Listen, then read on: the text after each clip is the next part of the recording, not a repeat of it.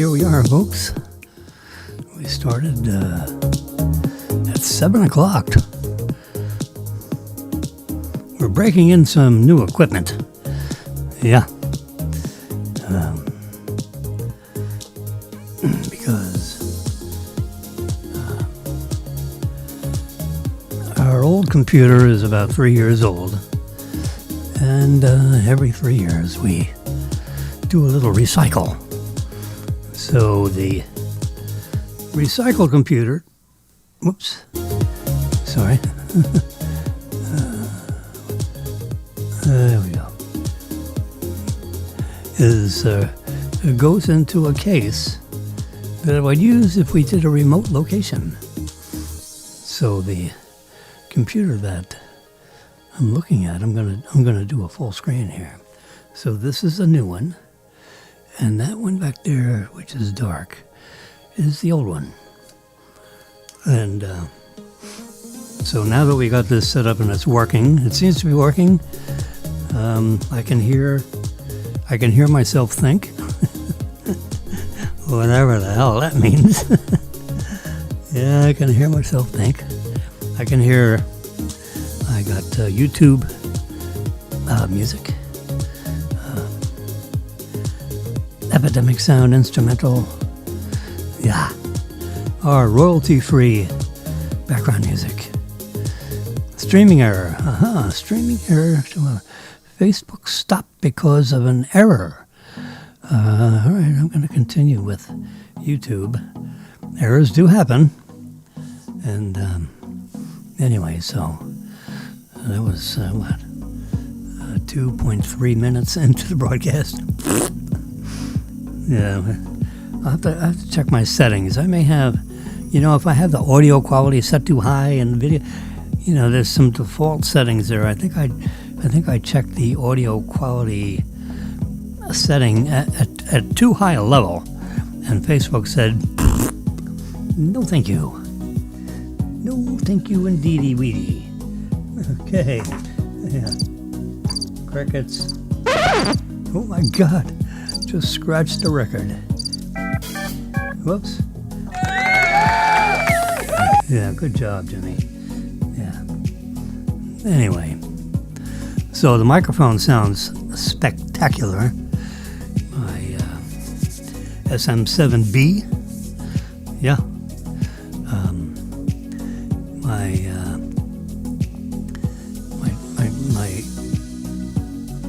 My source from my I gotta swap cameras.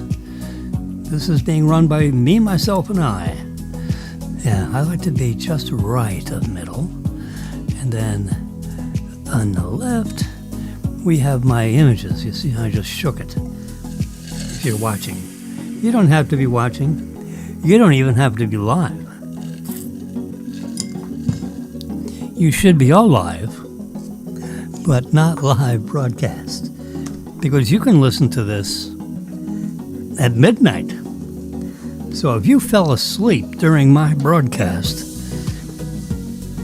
you could find it by using the search engine and putting in FAU, the number 4 and U.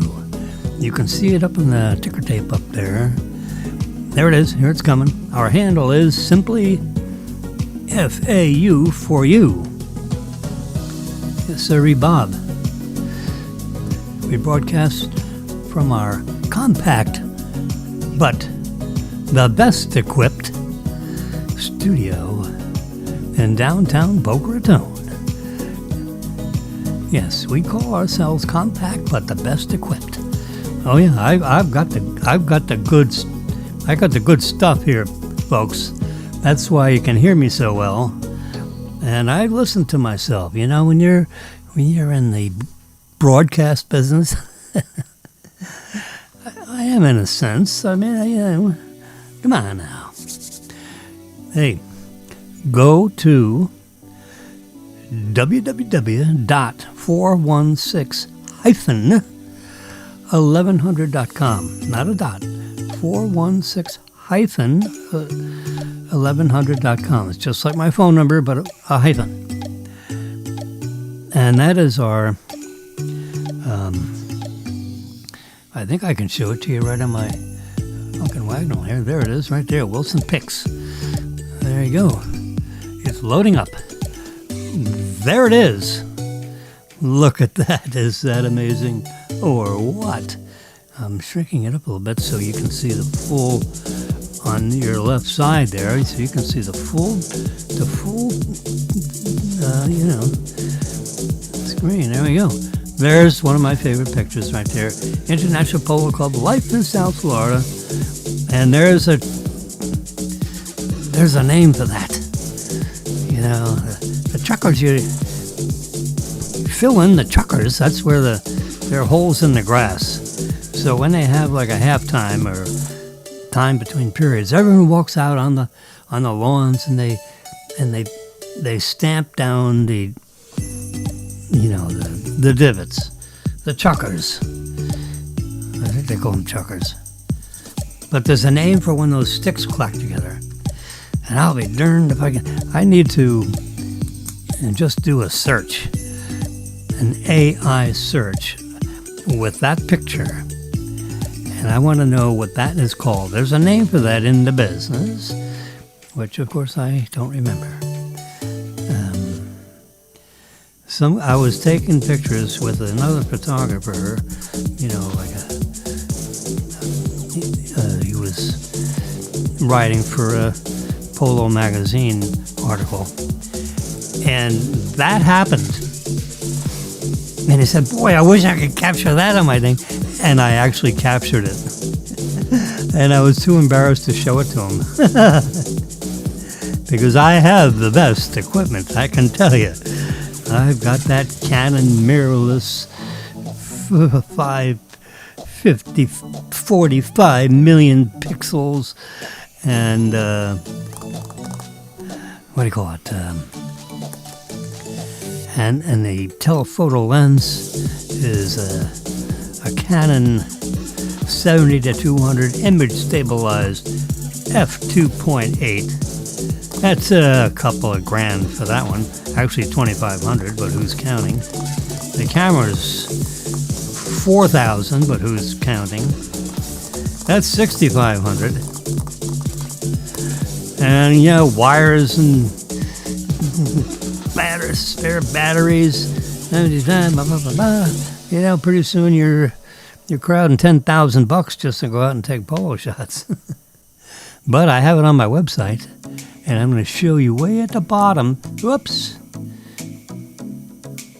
Don't tell me that the web counter is not working. Oh, crap. You gotta be kidding me. I will. Sugar Ray Robinson. Oh, well, what are you gonna do? It's up to 26 million, just to, save you the stress. Anyway, so there's Jay Leno with Marilyn. How about that? 14th Annual Concourse Day Elegance in Boca Raton Aviation Hangar Party. February 7th and 2020. Yep, he was there, and so were we. And he was walking pretty quickly through the main thing, and there were a lot of people. So, if you walk quick, you don't get stopped, people don't notice, and by the time they notice, you look on their back. So I said, Marilyn, Jay Leno's coming our way. I am going to step right smack in front of him and stop him and say, would you mind if I could get a picture of you? And meet Marilyn Wilson, my lovely co-photographer here. You mind if I just take a nice picture and you put on one of your happy faces? And he did. There's his head. Look at that. He always looks like he's getting ready to take a nap. But that's just the way his eyes are. It's okay. Marilyn has beautiful big eyes. He has these little squinty ones. He's been in the studio too long. Anyway, look at all these. See, here's the car show. Now this is a bunch of car shows, because we can go back. See, each one of these is a gallery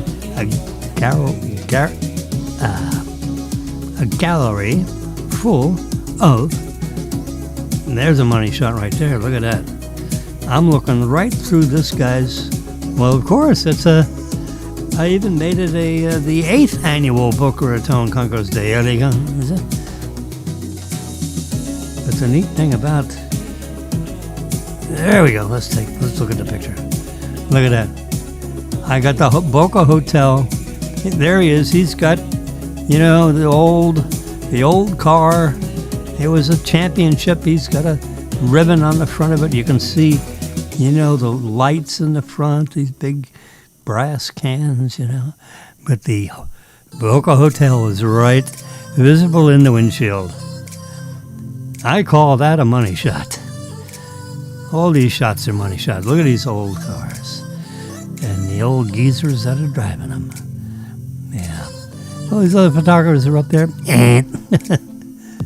Yeah, they wouldn't give me the time of day. Oh, look at this thing.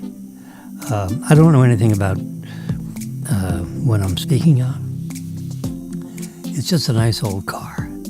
But you see this ornament? The ornament right above the radiator section. Look at this. I got real close to it. Look at that. It's crystal. Yes, genuine crystal. There he is coming the other way. There he is. Yep. They truck these things inside of a tractor trailer truck hundreds or thousands of miles, like Chicago and so forth. They don't drive them down here. They truck them in. There's a whole line of tractor trailer trucks on Sunday afternoon where they load the cars back up and they seal them up. And, they're well trained. They're tied down, my God. And they're experienced. Look at this. A whole lawn full of spectators with the Boca Hotel. This is actually the driving range. And I don't mean like driving a car, like golf balls. That's the driving range at the Boca Raton Hotel. And I see a Corvette there, which I had one. You see? How do we do this? Yeah. Anyway, you see, there's a white car. 1, 2, 3, 4 cars. 1, 2, 3, 4. There's a white one. Yeah. That's what I had. I had a white one with a blue panel. Wow. That could be my car. There's a super wide panorama of the whole scene. There's all the people that, judged the cars, aficionados. Yeah. They all have things around their neck, as you can see. Yeah. I don't know who they are, but just a nice picture, You gotta take all the shots. Look at this. Now there's a motor for you. I think this is like a steam engine car.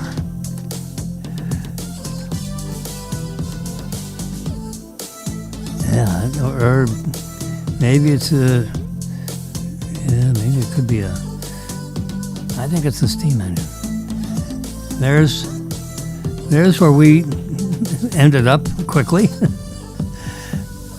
What is known as the bar car. Back in there under the tent, they have all the finest of restaurants in Boca Raton, and you get all the food you want. The people, all pay like $180 a ticket to be able to sit inside this white picket fence, which you can see the white picket fence. Yeah, there's that steam engine car again. There's some people that were riding in one of the cars. Nice young lady and her husband on a goddamn phone, not paying attention. Yep, there. Look at that. All bicycle wheels. Yeah, he's got a ribbon there. And here's one of their photographers who can't keep up with the action. But I got the Boca Hotel in the background, and he doesn't, because he's looking the wrong way. There you go, there's a Chevy. I knew that one. This is, I don't know what it is. That is a Fiesta 300 BMW.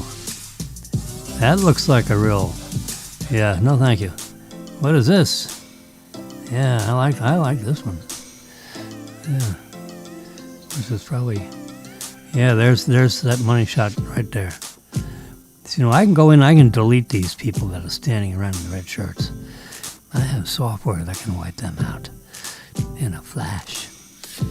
Anyway, I just wanted to show you, that, and I'm sorry to say that,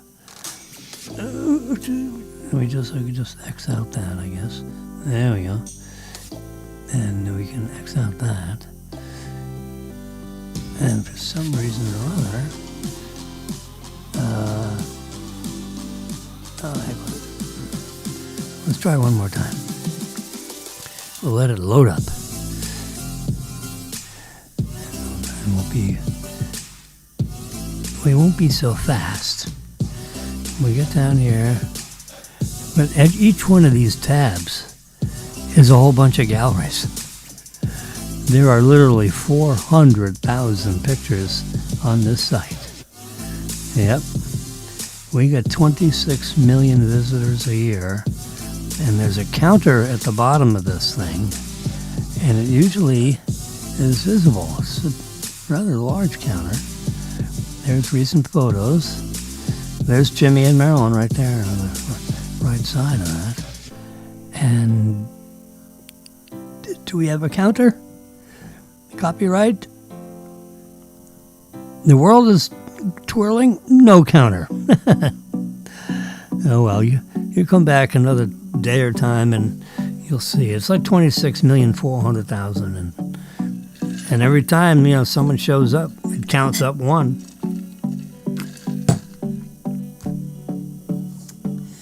Yep, I just let that counter keep counting. And you can buy these pictures. You can download them for free. We have SmugMug is the host of that site. And, whoops. What's going on here? Yeah, I have a couple of wires floating around behind there. Yeah, so you can see my, this is the home. You can see my home pages stuff here. Hey, what's going on with Amazon.com? Yeah, we'll shrink that up. We'll go to my orders. Yeah, I ordered some tape. I ordered all kinds of stuff. Let's see. Arriving tomorrow is some replacement Rubbermaid containers. I'll show you them. They are spectacular. There they are. That's the good news. They got these little flippers that basically lock the lid on here. They have a rubber gasket all the way around.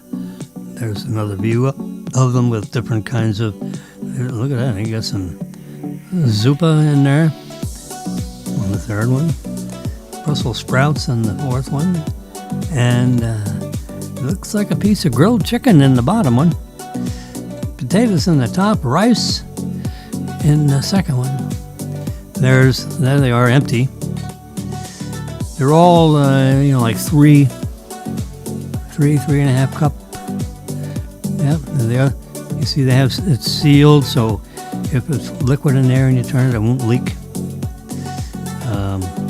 You can lift open the snapper, and there's a hole there, so if you can just leave the whole thing connected and lift up at least one of those and put it in a microwave, and the steam will come out so it doesn't pop. The lid will pop off. It's kind of like safety design.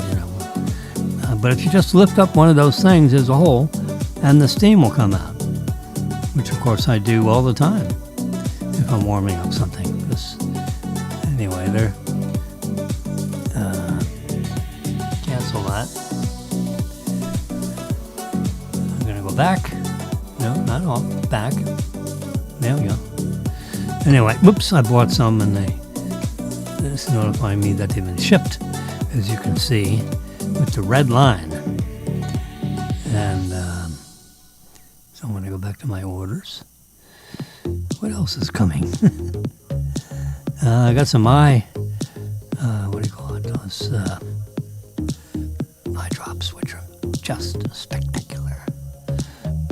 I'll just touch on it and show you. Lumify. Got a purple top. You see that? Lumify.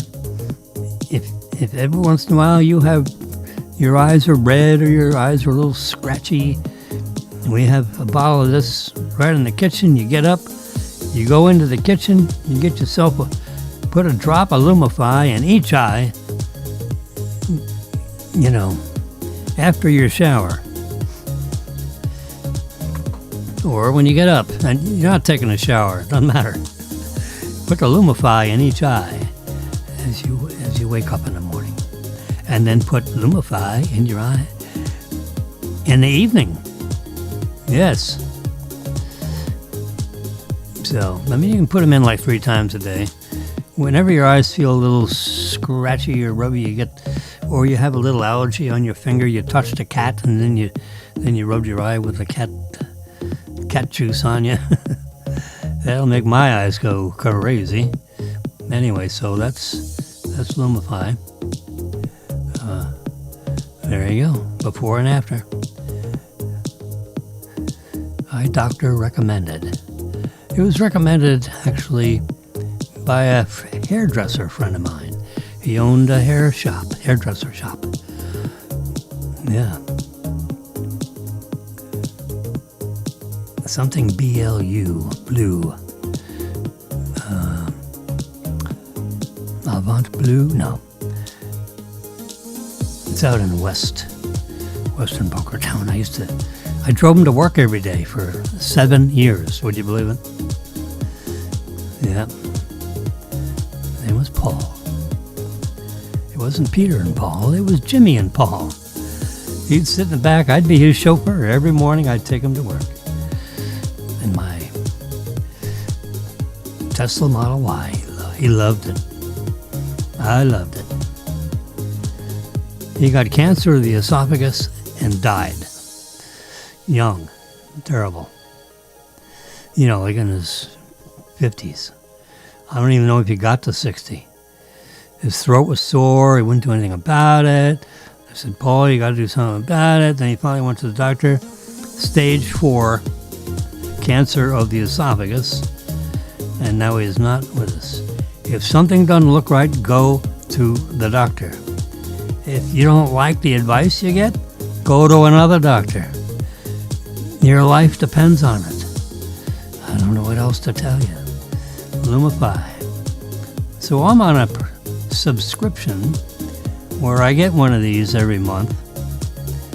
And I have a delivery coming up because we were looking at our orders. Anything else interesting coming up here? I have a bag of cat food coming.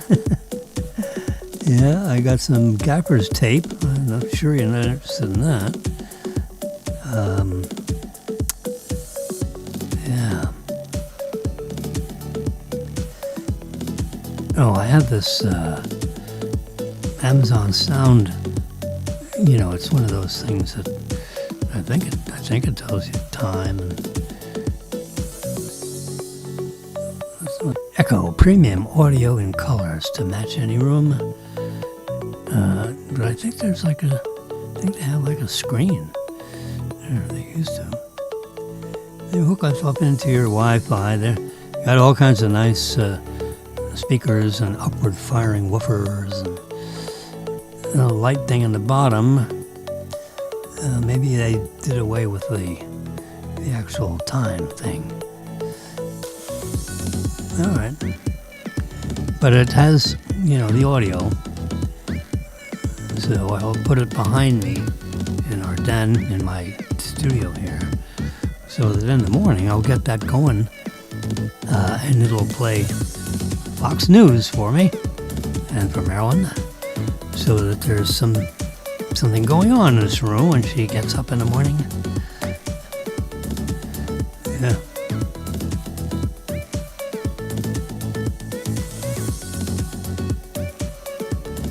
All right, let's go to my photos. Right there. My photos are like so here's a shot of the full moon I got. How about that? It actually looked like that. And I enhanced it. Little digital, shadows and to make it look a little better. There you go. That was yesterday. At 5:15, 5:20, 5:30, full moon. The full cold moon, they call it. So I'll go back to 3 at a time. There you go.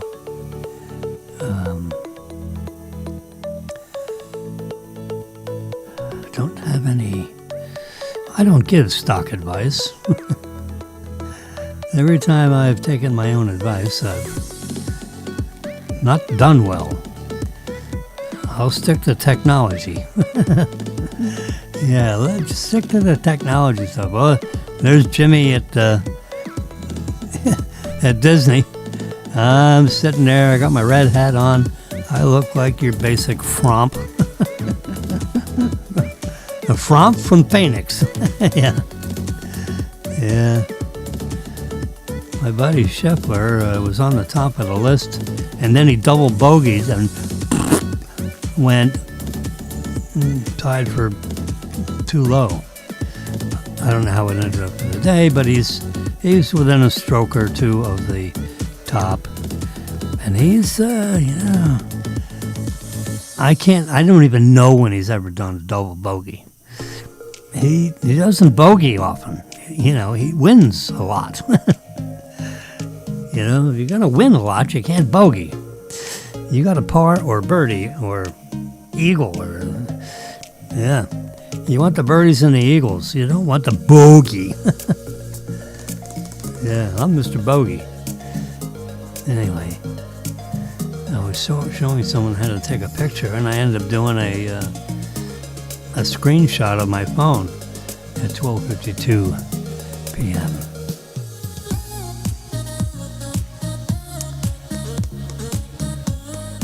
Well, Elon Musk warned us that the AI-5 chip is not going to be available for his RoboCab until,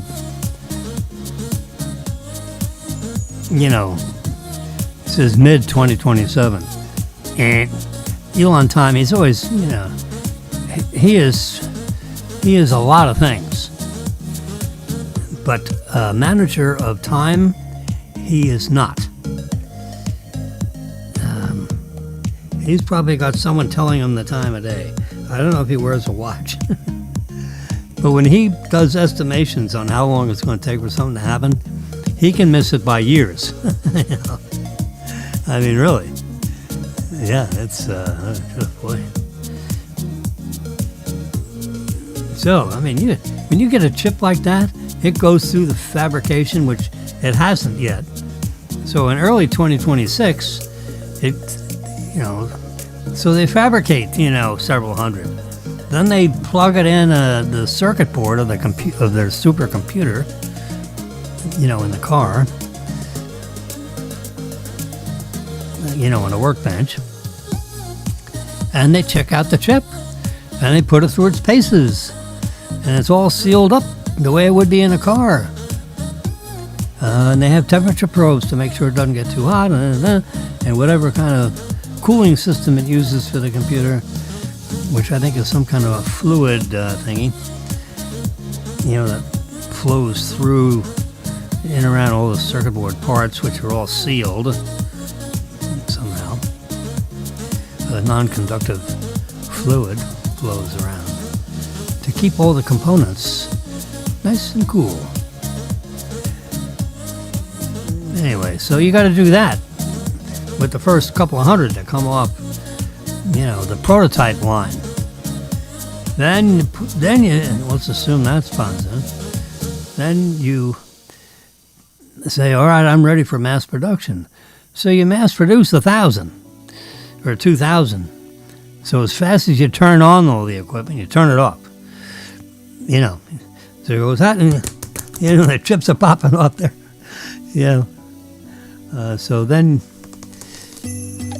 you just run 1,000 or so, in full automation, full fabrication mode. So now you got 1,000 chips. So you pick out like 20 of them, plug them into the computer boards, put it through its paces, make sure the mass production, subset works in the computer. And if that test works, now we're into almost, the third quarter of 2026, as my mouth is yakking.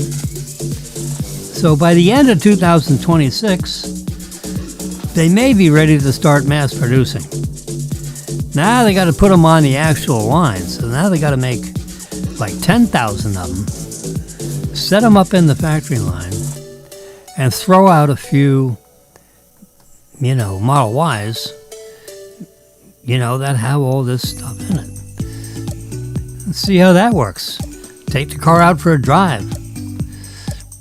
So you do all that, and you go back and forth, and then you maybe have to do a little fine tuning, and maybe you have to do a little fine tuning on the software, and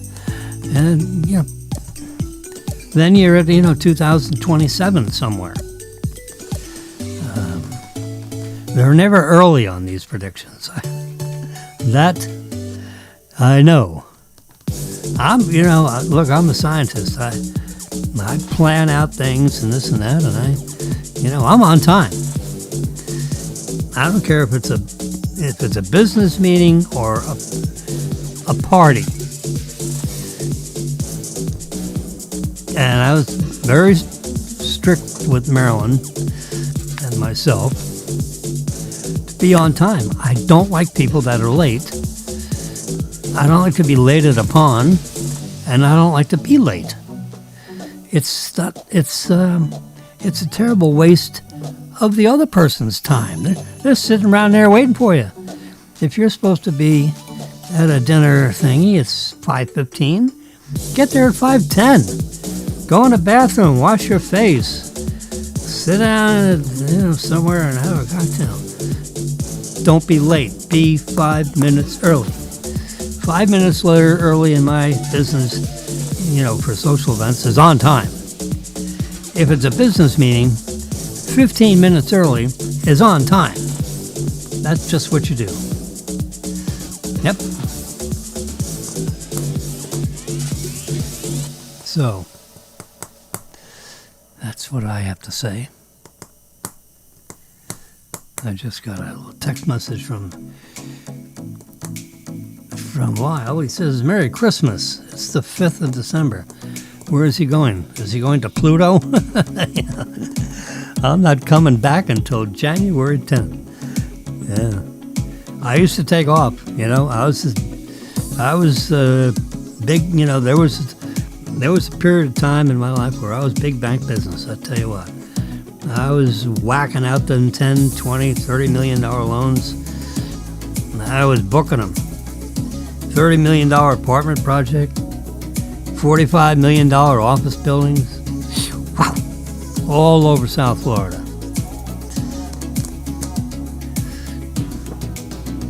I am proud to say that I actually signed the final papers that permitted the construction loan of Joe Robbie Stadium in 1982. That was in Region 3, right? No, Region 2. I was Region 2. Miami was Region 1 of Southeast Bank. It was a $150 million bond deal, which means that we funded a construction loan on 74,000 foot seat stadium, 26,000 car parking. The car parking was more troublesome than the stadium, actually. You know, forms and plans and architects and engineers running around all over the place, making sure it's level and it's the right time. And, you know, there's a lot of cement in the stadium, concrete. But the parking lot, sorry for the P word, I'm speaking below the microphone, so the P's are coming out without popping. Yeah, this microphone picks up everything. It goes up through your nose. And anyway, so really, I mean, you know why? Because in South Florida and in other places like Louisiana and Houston, Texas, it rains a lot. A lot. So rain a lot means water. You have to have a storm water drainage system that is subterranean to all those parking places. So when it rains like hell, which is like every day, you know, you get 11 inches of rain in, you know, like 2 hours. 11 inches in 2 hours. All that, and it's all flat here. There's no mountains. Yes, you know, the mountains are speed bumps. That's our mount. That's our version of a mountain. You hit a 3-inch speed bump on the road. Yeah, no. But when you are trying to oversee, so I guess the best word for that, oversee, all these little gremlins running around raking and hoeing and backhoeing and putting in subterranean pipe. And of course, I'm all over the place making sure it's being done according to the plans and specs, you know, which I kind of memorized, which is, you know, I memorized the portion that I was going to review at that visit. I wouldn't memorize everything. And I go through the plans, you know, and see what it's supposed to be. I'd run around, I'd be taking pictures, this and that. Now, we had, you know, 5 engineers running on doing that, too. You know, every day the engineers are there. And they, you know, once a week send us reports. Well, I go there anyway. You know, I just put on my red cap. Like you saw me there. Yeah, so someone could... Where's Jimmy? Oh, he's the schlemiel over there with the red cap. Nah, you had to wear, you know, a protective head thing, a helmet. So in case someone threw a pair of pliers at you, it wouldn't hurt your head. Mostly for dropping. So I'm worried about something dropping out of the sky. Yep. Anyway, so Joe Robbie Stadium in '82. That began my that was 150 million. That's as big as I go. Yeah, most of my stuff was in the 25 million range.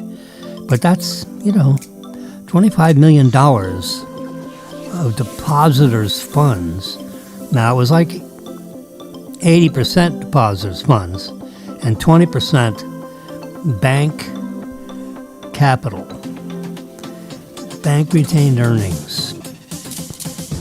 Bank in the vault. Not depositors' money vault. I'm talking earnings, capital. We had like a 14% capital ratio. But our loans generally ran around 80-20. 20% bank capital, 80% was depositors' monies.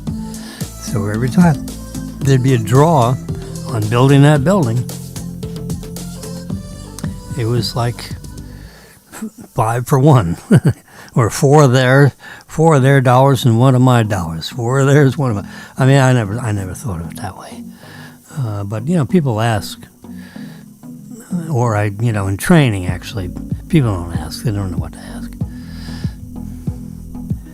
They make deposits. They think it just goes into some cubbyhole somewhere. Actually, it goes into a big pile.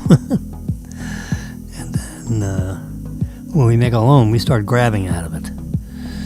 And we have to have, you got all kinds of capital ratios. We have to make sure, that when someone wants to have a withdrawal, that we have the money to do that, liquidity.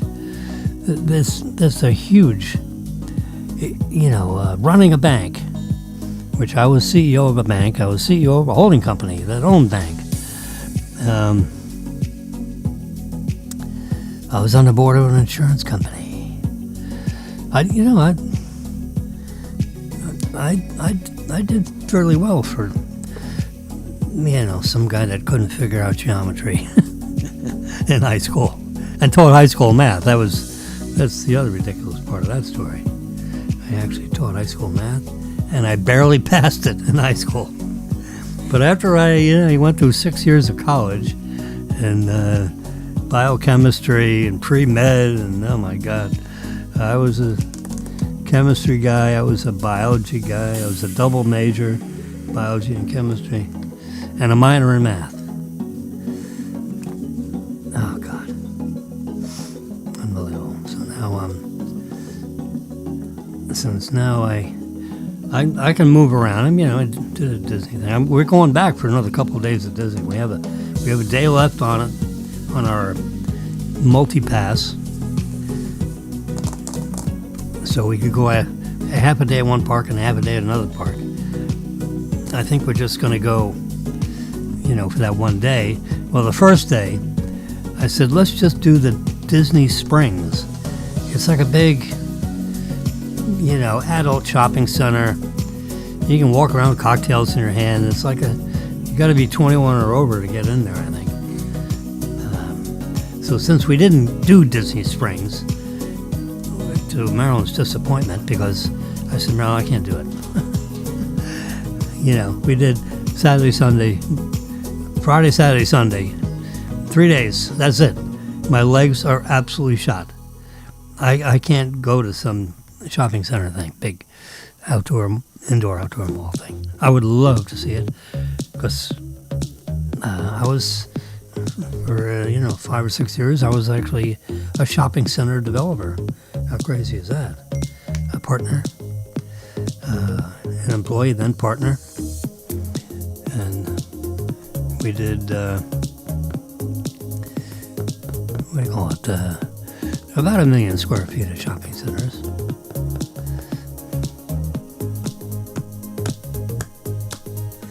I like this epidemic. It has a nice little epidemic. Let me get the name right. Epidemic Sound Instrumental Music. Without copyright. It's a 3-hour soundtrack. And it has all this kind of electronic music, but it has this upbeat.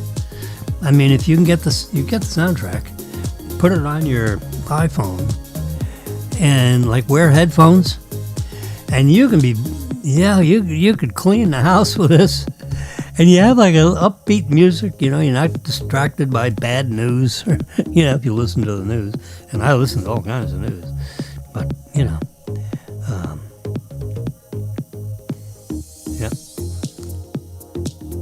I was just seeing Marilyn's out to a Rotary Christmas party, which I bailed on. I said, Marilyn, you know what? It's Friday. I'm just getting over. I'm just getting over. I mean, we had Thanksgiving. We cooked and cleaned and for Thanksgiving. So Wednesday and Thursday we're either peeling or cooking. Then we had Thanksgiving dinner at 6 o'clock at night. Sent Daniel home with 30 pounds of leftovers. We didn't keep much because, We were going to Disney. So for 4 days, sits in the refrigerator. Just gave it all. We cooked everything in like aluminum stuff, so we didn't have a bunch of casserole dishes to clean. Marilyn got some outstanding, like plastic fork. They look exactly like stainless steel forks and that. But you don't have to clean them, so, just whoosh, pitched them. And we had enough left. I love them. I eat with them all the time.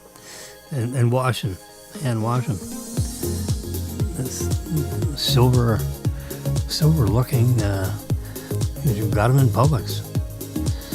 I want to buy another box of them. I love it. And they're nice and heavy duty, so the forks don't break off. Like if you you get the takeout where if you need a place setting or something in a Chinese takeout, they give you the stuff that's so thin the blades of the fork bend over. These fork blades are, they poke a hole in you. Yeah. Anyway, so we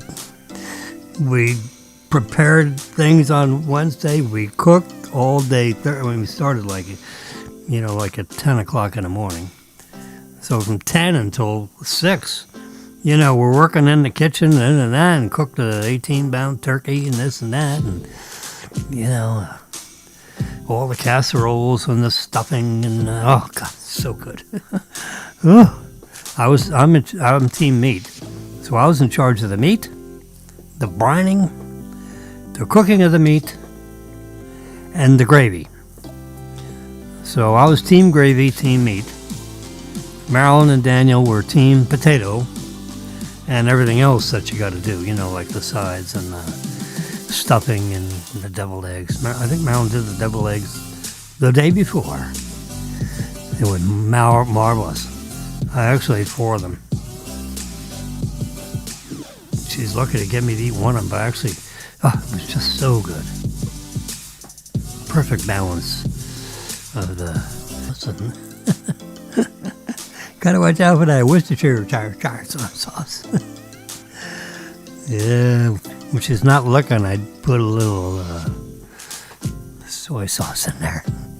The magic of the Orient is soy sauce. The soybean. I love soy sauce. Anyway, I think in my other life I was a Chinaman. Very highly interested in China. My mother was highly interested in China. She had all kinds of jade jewelry. I don't know where it went. I never got any of that.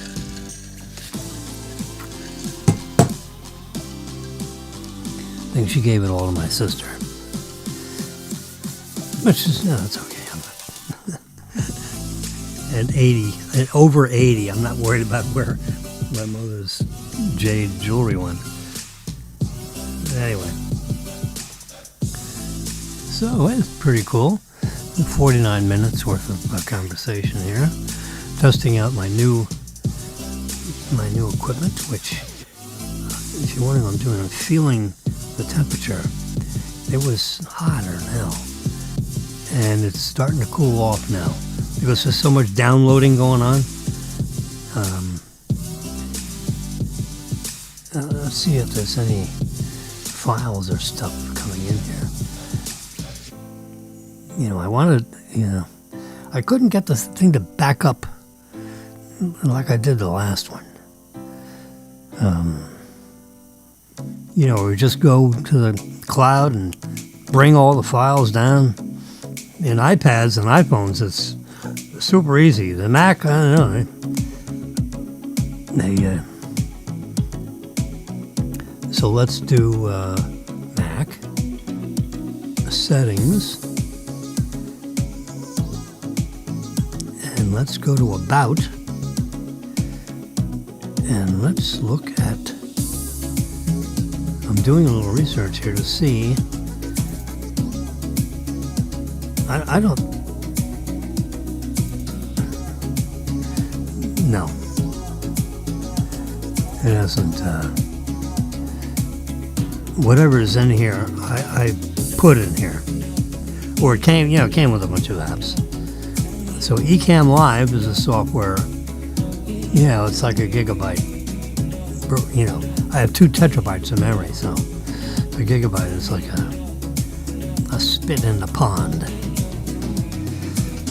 I downloaded Speed Test, which I'm going to do right now. You can't. I'll show you Speed Test. You want this app? I'm going to do it over here on my iPad. There you can see. Yeah. So I'm going to close out the photographs. Go to Speed Test. Ookla. Check a site stat. I don't know what that means. So ready? I'm going to hit go. There we go. Go. So now you can see the speed test going on in my iPad. You can see it right there. That's 300, 299, 300, 308, 301. This is megabits per second download speed. Like if you go to a site and all the stuff comes down into your device. I'm interested in upload speed because what I'm doing is considered a content creator. I am a content creator. We have over 500 of these episodes, can you believe it? 48,000, just about 50,000 visitors from all over the planet tune in from one time to another, not necessarily live, anytime. You can go to you can go to YouTube, and then in the search box of YouTube, put in there FAU for you. There it is right there, going across your eyes, right there, FAU for you. Yeah. And it will pull up all 500 of our broadcasts. You can go back, 2 or 3, 4 years worth of me talking on. I try to do this every day. And, I'm the kind of guy that you can put me in the closet and I'll talk to myself for a couple hours, no problem. But, I have props. There is a little steering because what I do, quite frankly, is I read. I have this app called Flipboard right there. You can see it on your screen right now. Flipboard. Let me get it so it's full screen on your side. There we go.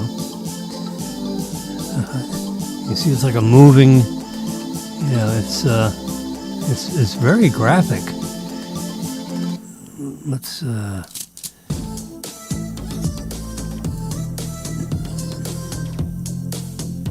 See how this looks. Now I gotta skinny it up a little bit. Whoops. Or else you missed part of it. Oops. I'm gonna touch it. Move it over. This is, the iPad is all touch screen, so.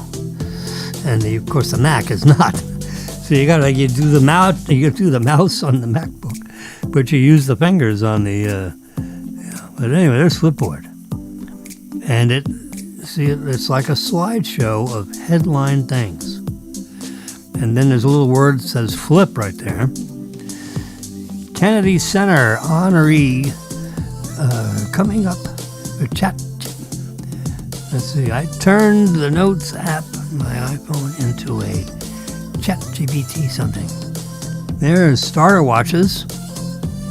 Get yourself an Apple Watch. Forget those mechanical watches. Anyway, so I'm just going to flip that. And I'm going to touch this box that looks like a pickle. A rare cancer is surging in young people. Well, that's a dandy-looking cancer, huh?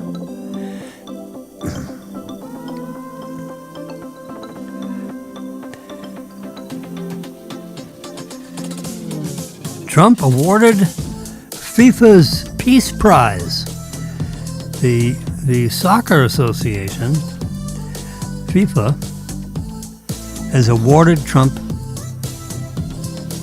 the new Peace Prize.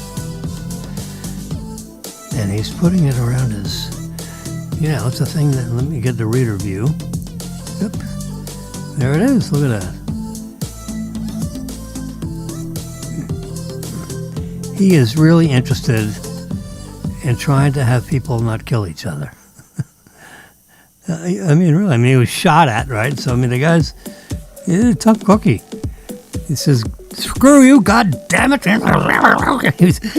He was pissed. It nipped him in the ear. If it hit him in the head, his head would have exploded. I know that ammunition. The sexiest camera ever made is 800 hours off. Big price drop. A 500 cm. There it is. I had one. It looked somewhat like that. I had a hand crank on it. This is like a digital back, apparently. Let's do reader view so we don't get dropped in on with a bunch of advertisements. The Hasselblad 907X. Oh my God. 100 megapixel medium format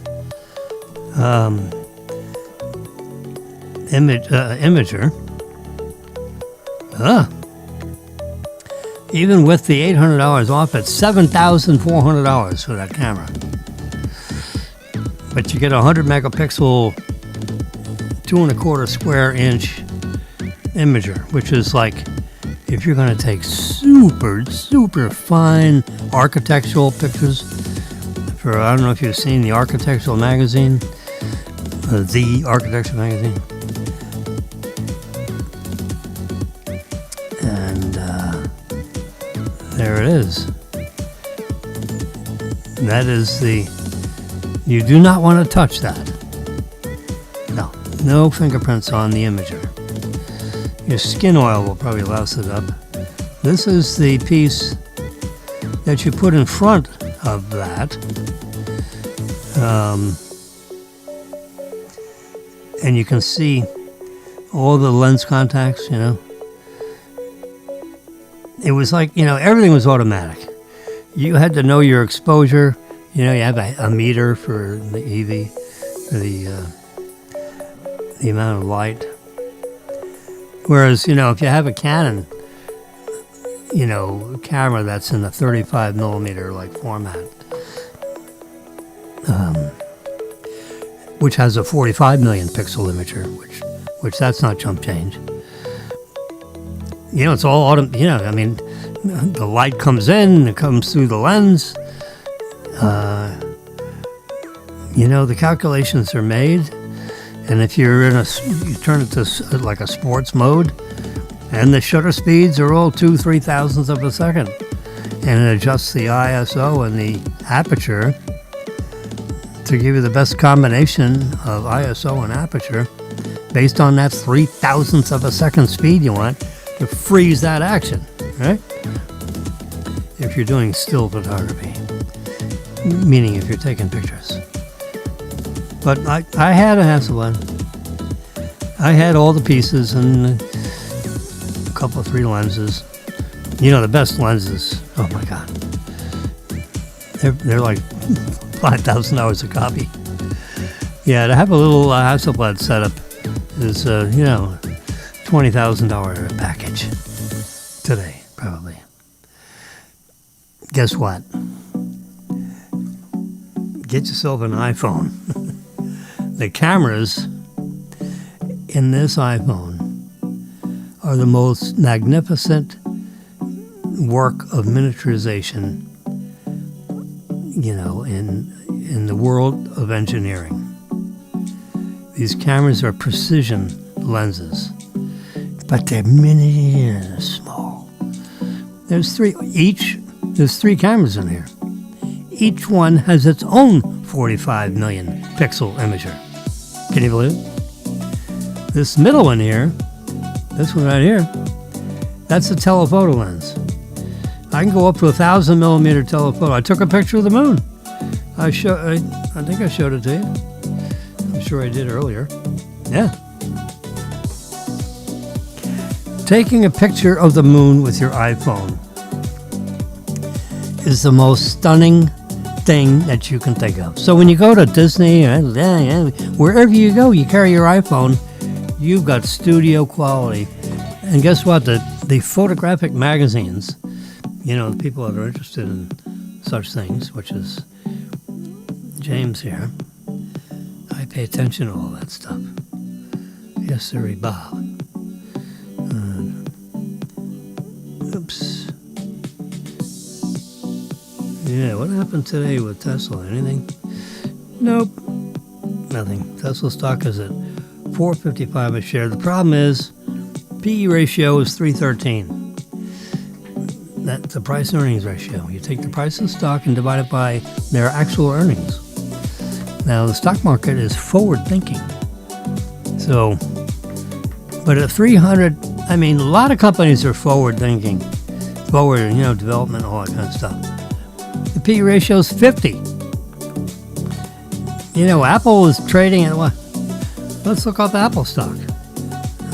I'm not a stock analyst per se, but come on. There it is. So this is one of the, there's Apple. Let's click on that. Price, now this is like the largest company on the planet at the 4.13 trillion in market cap. Meaning the price of the shares by all these shares outstanding, multiply one by the other, it's over 4 trillion with a T. Epidemic, would you turn it down a little bit? Can't hear myself think. PE ratio, these guys, they're hot off these phones. The earnings are, they're selling bucket loads of these phones. They can't make them fast enough. They can't. You buy a phone right now, you're going to wait 2 weeks or 3 weeks or a month to get it. They cannot make these suckers fast enough. PE ratio is 37. Tesla is 300. Now, Apple is involved in all kinds of things. They've got 2 or 3 companies in the one company. The service company is bigger than most companies. The ones that, when you buy apps, or you buy these, which I've got, these little policies that you buy with your iPhone and your iPad. Like if you drop it and it breaks, they'll send you another one, You pay $6 a month for that. Well, you multiply that by a few devices, and everybody's got a few devices. It turns out to be real money. Since there are 2 billion, with a boy, 2 billion iPhones floating around. iPhones, iPads, yeah. iOS devices. And the Apple Watch, oh my God. There's so much power in an Apple Watch. You just can't even believe it. That's another segment. Not to be done today. Anyway, we're looking at Flipboard. Flipboard. Flipboard. Just go to your app store. I'll do it right here, show you. Where is the app store? Well, there it is right there. So from any screen, you can just pull down in the middle and you can search it if you can't find it. So this is the App Store.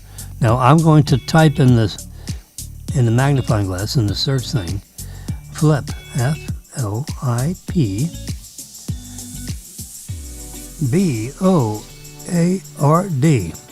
There you go, top on the list, Flipboard.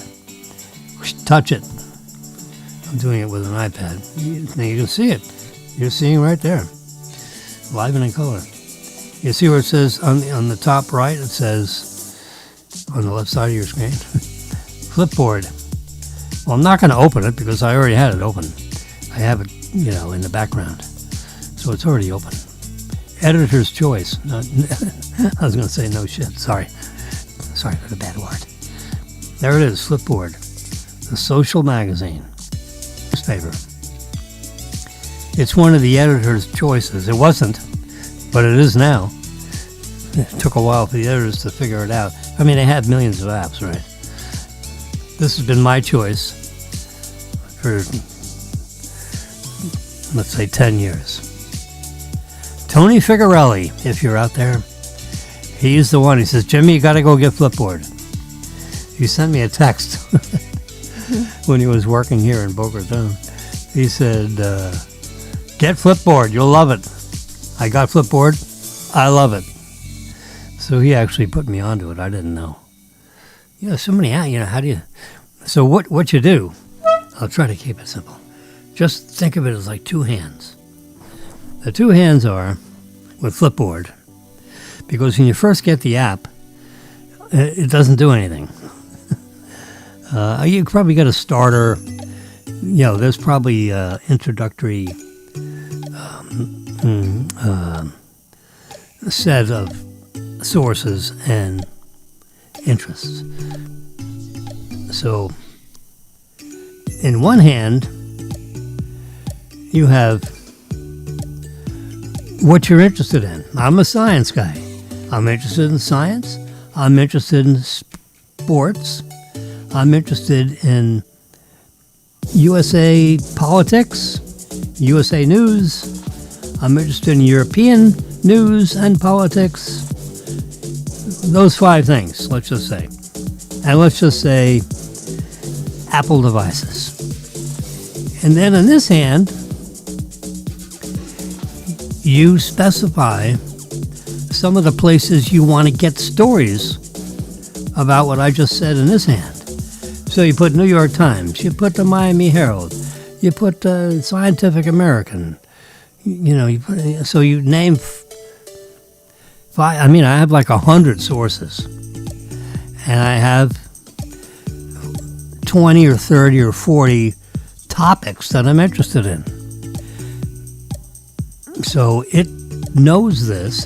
Remember, we're in a computer environment. So it takes all the kinds of stories you want to read about and sifts through all the 20 news sources that you're interested in hearing from and puts it together and creates this magazine. They call it a magazine. Works on iPad, iPhone, and Apple Watch.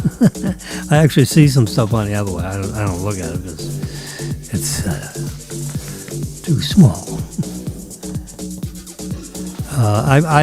95% of the time, I look at Flipboard on my iPad.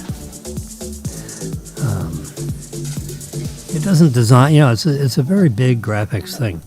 It's magnificent, I can tell you. I'm going to open it up. We already had it open. See, here's that's why they have a story about Hasselblad, because I told Flipboard I'm interested in digital photography. So this is a story from Digital Camera World. Well, of course. Okay. Giant sunspot on par with the one that birthed the Carrington event. All right. What is the Carrington event? I'm not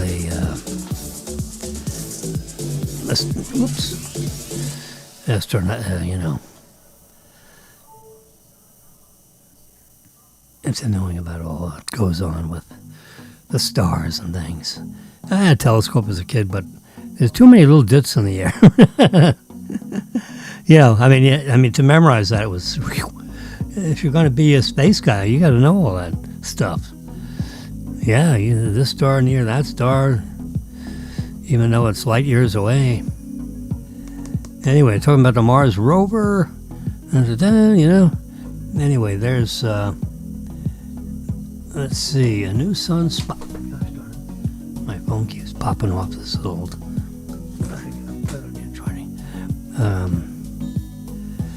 A giant cluster of sunspots,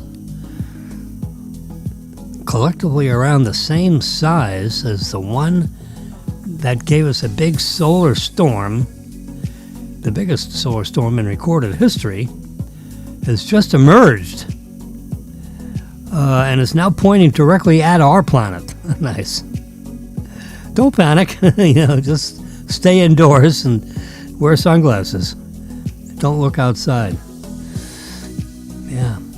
I mean, there was a sun event that knocked off all the computers, down in South Florida here. Marilyn called me and said the whole bank system shut down. It wiped out the communications. So the branches couldn't talk to each other, and everything's computers. So the computers couldn't talk to each other. You're like SOL. If you know anybody in the military, they can tell you what that is. The first word is S. Out of luck. All right, shit out of luck. Yeah, the computers all stopped. So, and then you had to reboot them and all that kind of stuff. The network systems are all down. It took them half a day to get back up to speed because the sunspots just whoosh. It was like throwing water on them. Yeah. So there's a lot of sunspot activity. Watch, we'll have all these solar panels on our roofs and all that kind of stuff, and there'll be some kind of blast from the sun. It'll fry them all. Yeah. So you got trillions of dollars worth of destroyed solar panels. Anyway, as long as we survive. Supreme Court to decide if Trump can limit the constitutional right to citizenship. Basically, I think what he's trying to prevent is from pregnant women, not that I'm picking on pregnant women, but a way to, end up with an American kid is a pregnant lady from, let's just say, Mozambique, not a citizen, not documented in any way, just comes over to the country, flies in, somehow that gets in the country, maybe walks over, breaks the border in Mexico, like 10 million of them did, comes in the country, gives birth to the kid, and now she's got an American son because she ran across the border and gave birth in the United States rather than in her homeland. Trump says, at least you or your husband has to be properly documented, or that kid is not a citizen. There's nothing in the Constitution that says you can do that. That constitutional provision about birthright citizenship was created for the slaves. Since they were not documented, their kids would be citizens. They were granted privileges because of Congress, all the slaves, then became not slaves, which is all done by the Republicans, by the way. The Democrats like to make it sound like they had something to do with it. They didn't have anything to do with it. They were voting against it. These Democrats they're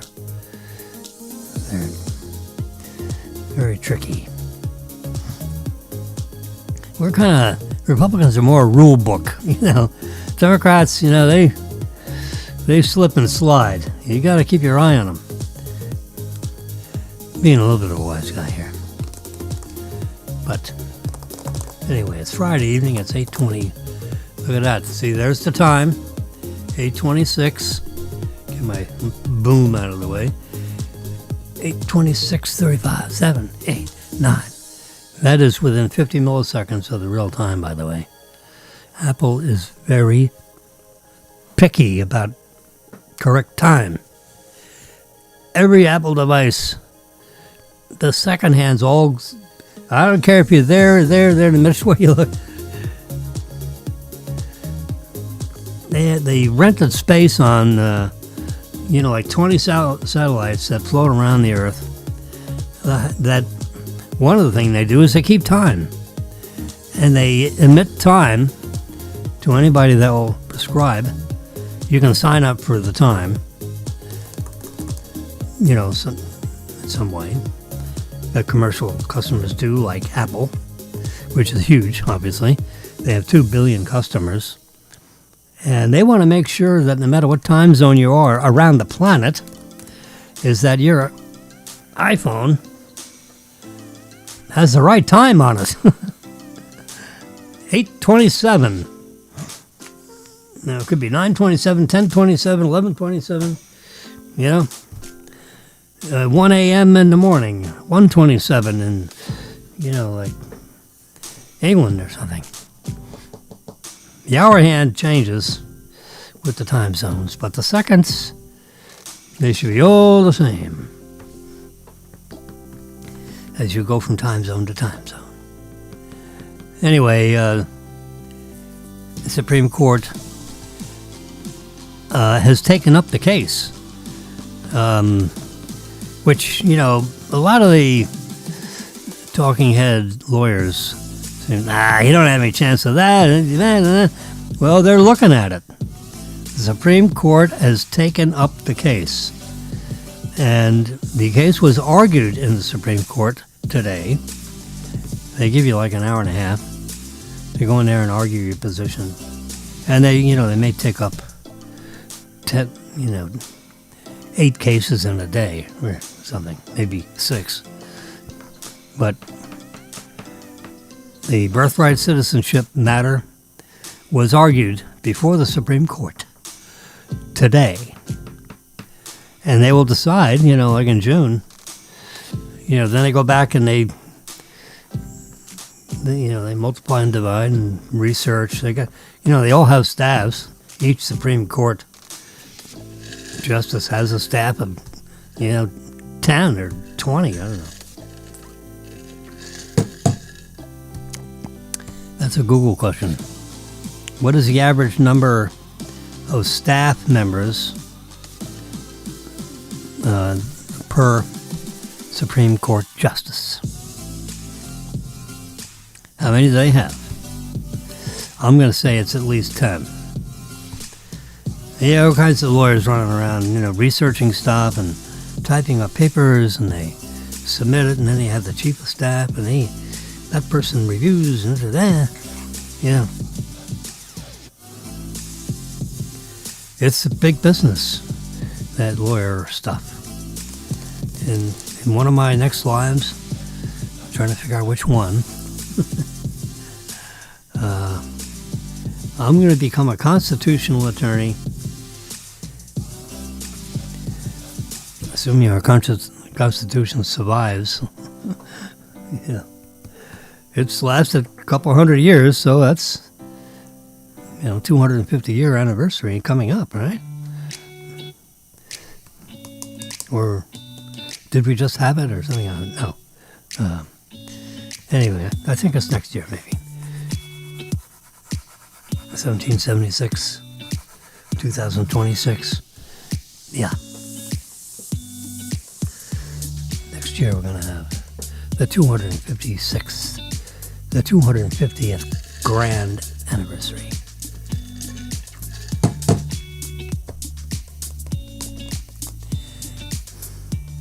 Remember, the Holy Roman Empire burned down, It was the strongest, most unbelievable, sophisticated enterprise in, Roman architecture and the water systems, the drainage systems, the toilets, dealing with that. They came up with all this stuff.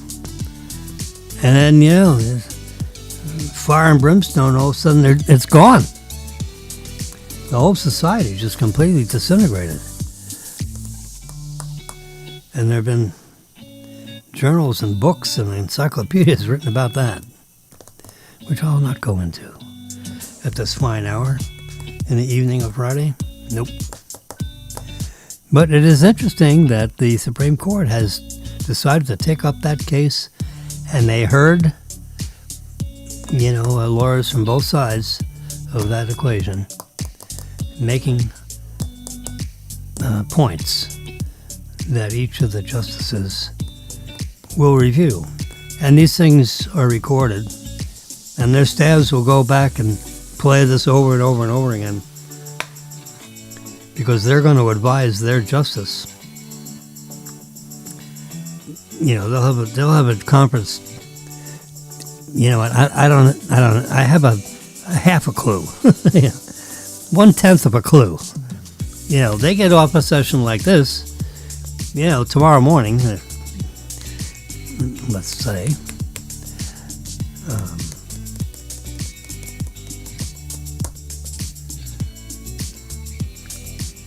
They'll sit down in a conference room. Each justice has their own conference room. Supreme Court, all those offices, it's huge. So each justice has their own conference room, where there are 10 people, I'm making that up, can sit around the conference room with the justice, member sitting in the front of the conference room or in the middle of the conference room. I don't know if they're square, oval, or what. They're probably square. And they'll sit around and look at each other and say, well, what do you think? And they'll start talking about the cases that they heard that day in the morning, or the next day, I should say. So the prior day, they'll go through, let's say the 4 different, 2 in the morning and 2 in the afternoon. I'm making that up.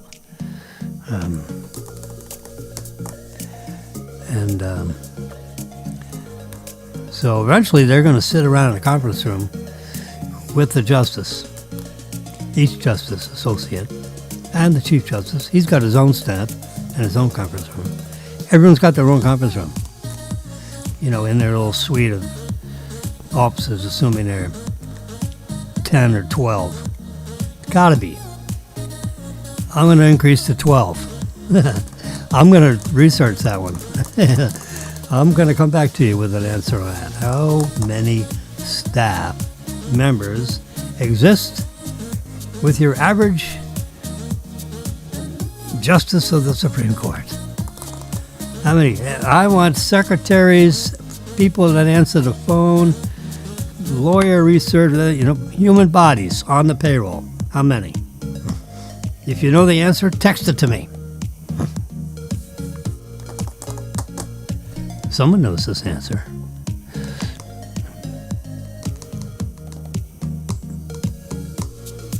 Yeah. Where's Judge Napolitano now that we need him? Anyway, so if I can remember to look up that question, I'm going to look up that question, because that's an interesting question. I mean, you talk about one of those games that you play where you ask questions and people try to answer them. See who gets closer, higher, lower, whatever.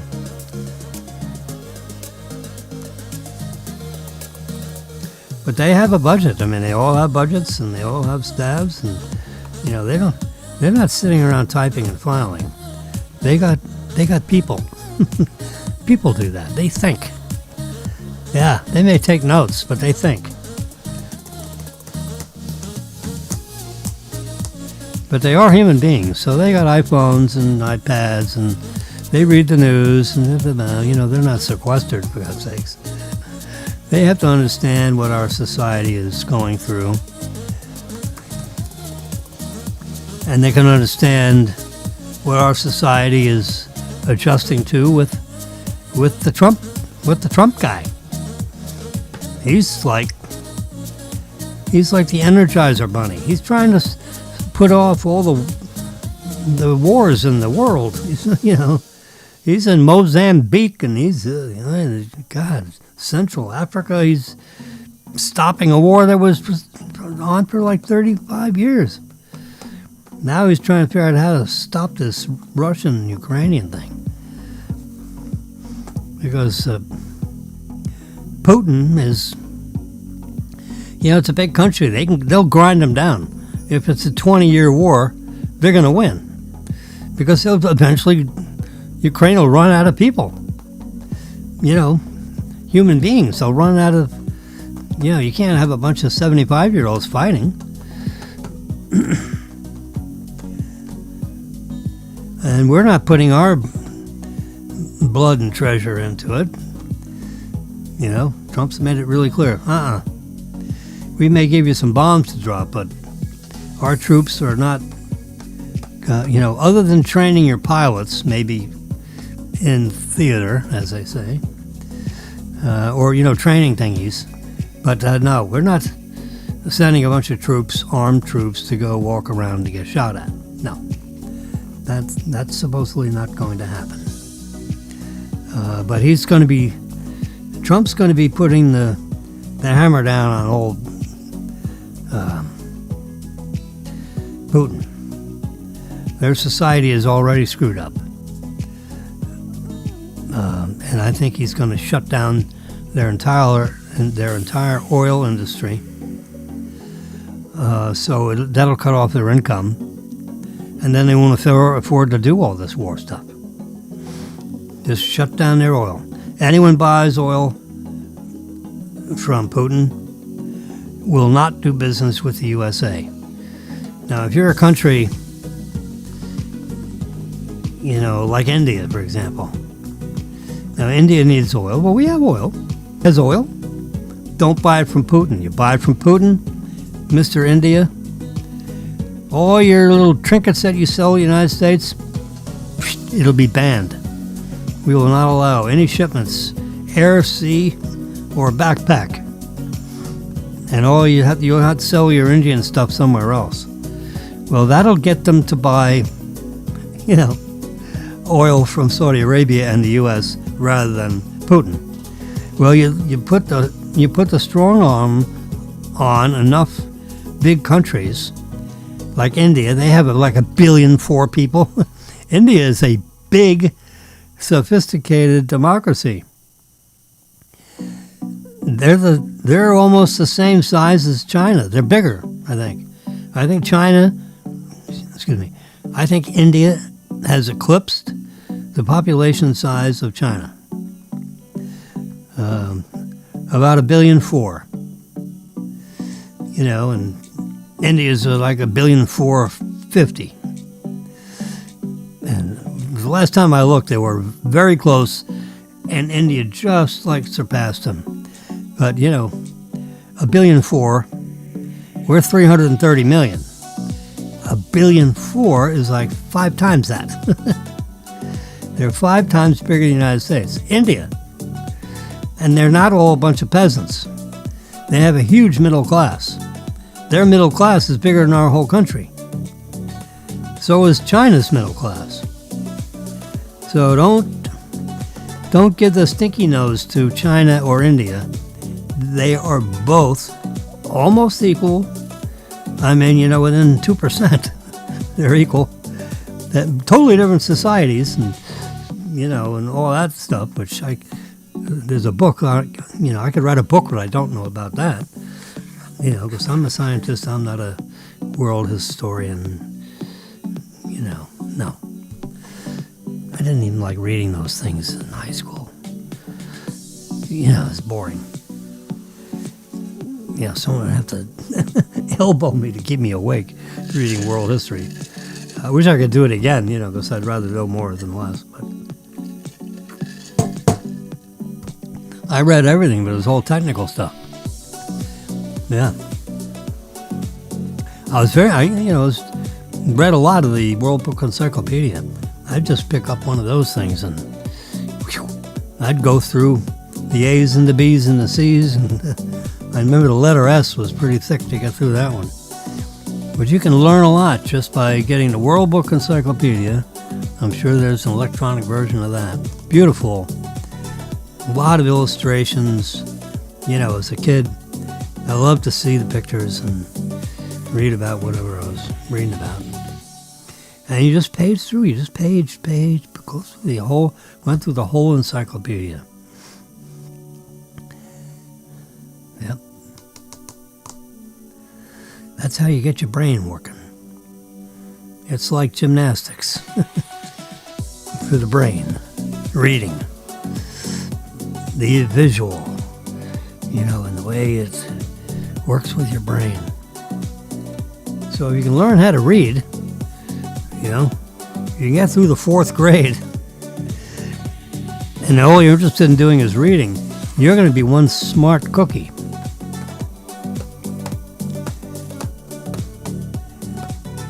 Anyway, we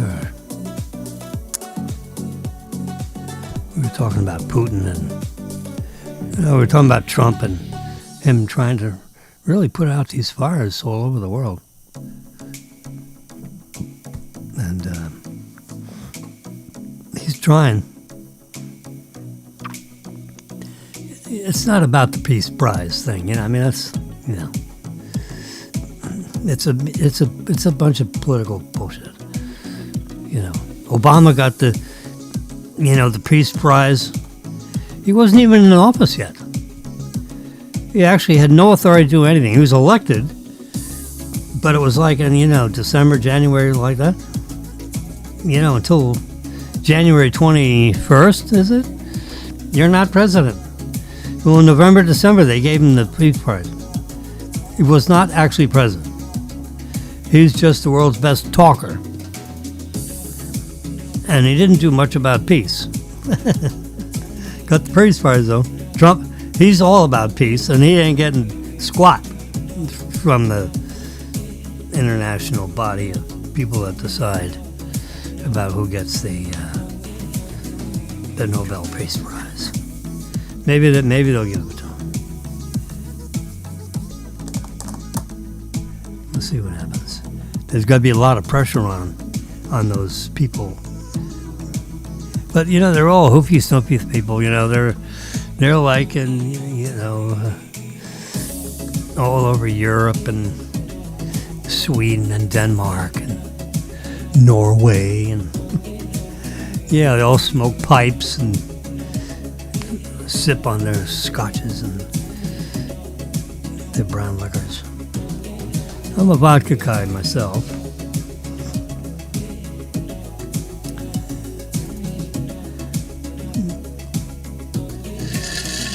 I have a little toddy right here, actually.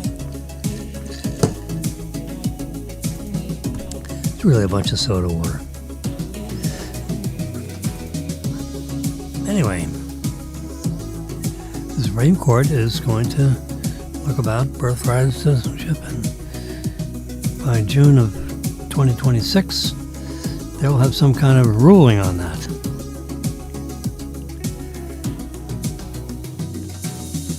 So Trump, he's attacking all the very serious topics, and he's got some really smart lawyers. He's got a very active, smart cabinet.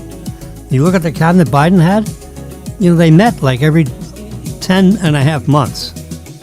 There you go. There's an active bunch of cabinet people. They get together, you don't know who the hell they are. You got to go look it up to see who they were, because they never did anything. They were not in the news hardly. They never met. So other than reports and things, they didn't know who was doing what. But Trump, every month he gets them all together. They all sit around the room and they talk for the whole day. The first half of the day, they have the media in there, and they go around the room, and everyone has a 15-minute. But you got 16 people, right? 16 or 18 people, and they each have 10 or 15 minutes. That adds up to be, 6 per hour. So you got 6. So you got 4 hours of people giving their 15-minute speeches about what their progress is. Obviously all this stuff is followed up by a lot of reporting and so forth. Yeah.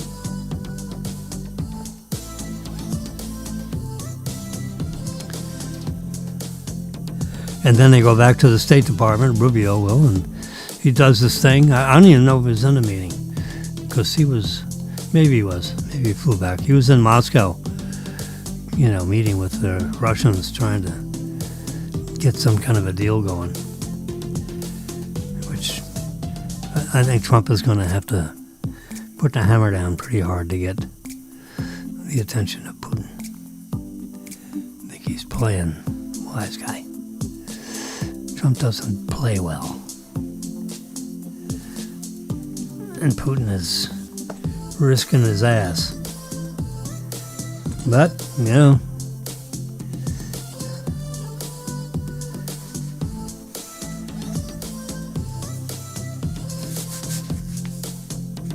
Putin threatens, nuclear this, nuclear that. I mean, that's a lot of saber-rattling. You both, you're going to destroy yourself. You start lobbing nuclear missiles anywhere, and the U.S. is going to be all over that like white on rice. And, the last thing we want is a bunch of nuclear anything. But it can happen. That's the problem with our society. We can destroy ourselves. That's why Elon wants to get off the goddamn planet. He said, if we can just keep everybody from killing each other, maybe in 20 years we can get our asses with another subset society on another planet. He's building all these freaking robots, and they're going to help build the Martian cities that people can live in. These robots are going to be smart. They can be programmed to do stuff. So it's not going to be a bunch of, astronauts, running around with pliers. No. The robots are going to build the Martian spaces. And that whole army of robots, call it an army if you will be put on Mars.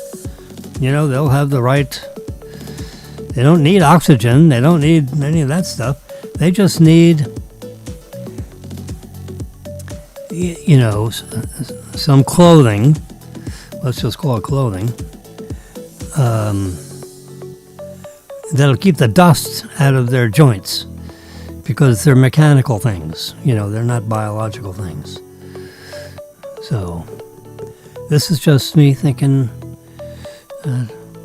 Elon really hasn't elaborated on this topic, but I am.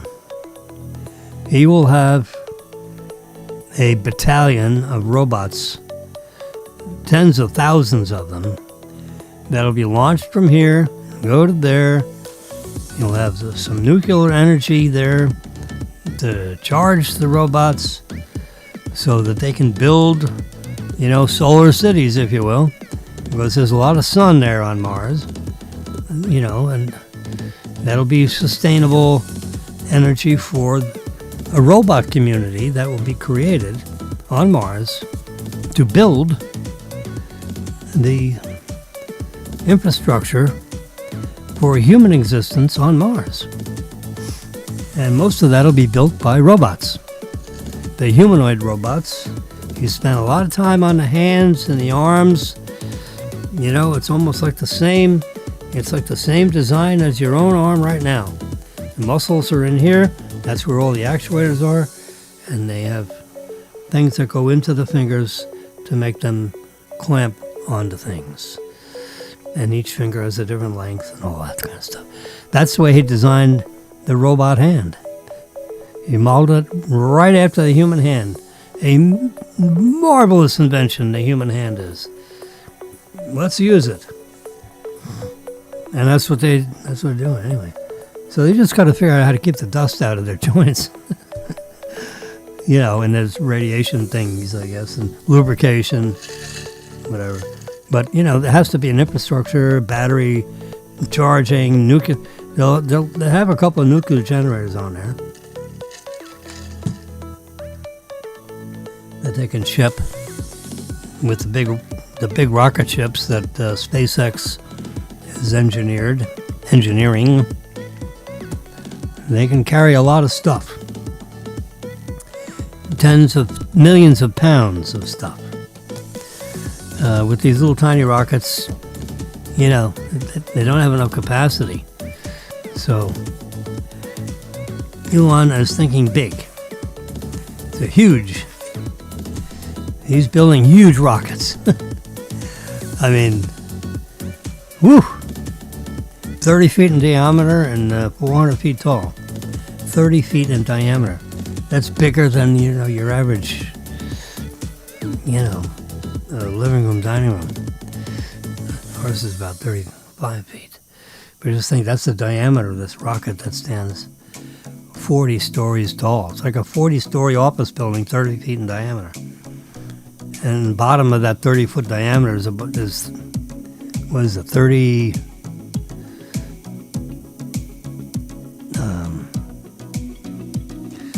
20 by 10 by 3, 33 engines.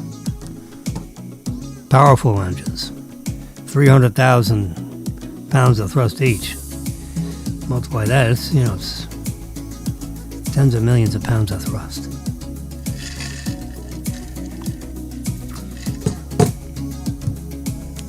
Be hard to hold that sucker down.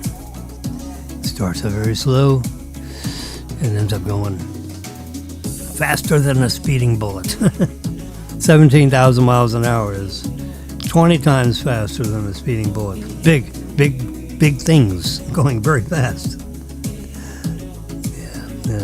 This space business is going to be quite interesting.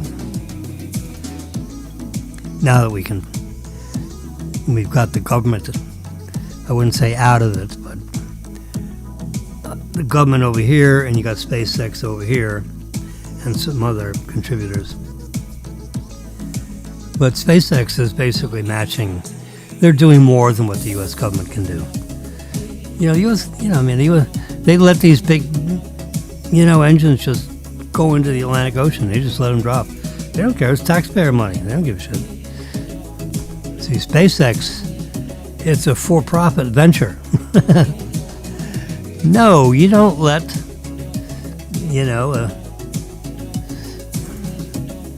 $300 million booster go into the ocean to just rot away. Software engineers, you figure out how to steer that back to our takeoff point. Right where they took off from. Or we catch it with the calipers, that's okay. And we don't have to worry about what kind of legs it has on it. They haven't figured out what kind of legs they're going to have on it. They're going to have some kind of leg on it. But in the meantime, they'll catch it instead of letting them dunk in the water. And pretty soon they're going to start catching the first stage, in addition to the booster. That saves, another bucket of tens of millions of dollars. Because they can, recondition those things and clean out the engines. Spray clean it. Whatever you do to clean up a rocket engine, right? Or, the interior. Clean out the bathrooms, for maid service. But in theory, that's what they do. They go through and they clean them up and get them ready to blast off. You take a ride in an L-1011 jet, right? They don't throw it away when you're done with your ride to Chicago. No, they hose it out. They got people that clean the seats and they got vacuum cleaners to suck up all the dust off the previous bunch of passengers. And they refuel it and they check out the engines, which are, miraculous pieces of equipment. The engines themselves, actually. Yeah, it's, you don't throw away the plane when you get to Chicago. No, you gotta fill that back up and have another plane full of people going back to Fort Lauderdale. That's where you took off from. And then you get tens of thousands of planes flying all over the place. They take off and land. This flight, that flight. And the equipment is saved. They don't trash it. When it gets maybe over 50 years old, they retire it. They wouldn't crash it. So out in the West, in the middle of these deserts, they have these farms of just planes that are just like abandoned. There's a big ass parking lot full of planes, and once they become obsolete, functional obsolescence, then they get replaced by more modern equipment. There comes a point where it's cheaper to get a new one with all new technology than it is to the maintenance on a real old piece of equipment. And that's what these airlines have to deal with every day. And a certain number of their aircraft gets retired, and a certain number of those positions get open to brand new equipment, or maybe equipment that's 10 years old instead of 50 years old. It's not necessarily new, but it's more modern than what they just took out of service. And then we also have a few new ones that come in. Anyway, so that's the way this works. All right, well,